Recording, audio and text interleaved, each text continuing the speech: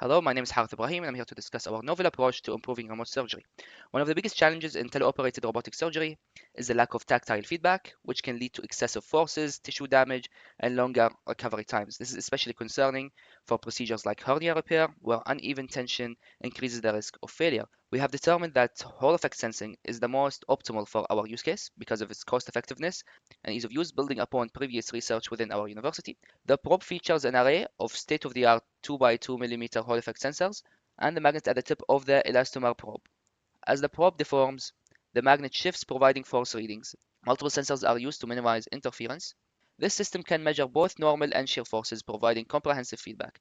The probe can assess tissue strength during hernia repair, while the grasper ensures that even tension is applied during mesh placement.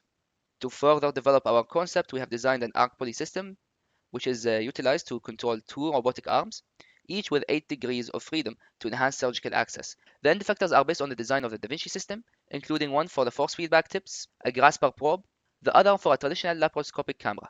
These tips can be replaced and changed with a station mounted to the arc. The haptic glove is the core feedback tool in our system. It uses kinesthetic feedback to replicate forces and resistance surgeons feel in traditional surgery. Our system accuracy comes from advanced 6-axis force-torque sensors. We utilize the twisted string actuation mechanisms. As you can see, the glove covers the thumb and the index fingers, and when the fingers pull on the twisted strings, the tension is measured by light force sensors which are found in the electronics housing. Our system is designed for simplicity and ease of use, utilizing haptic gloves, foot pedals, and immersive visual system, making it intuitive and quick to learn. To conclude, we propose a surgical robot that reduces overcompression of tissues during laparoscopic surgery.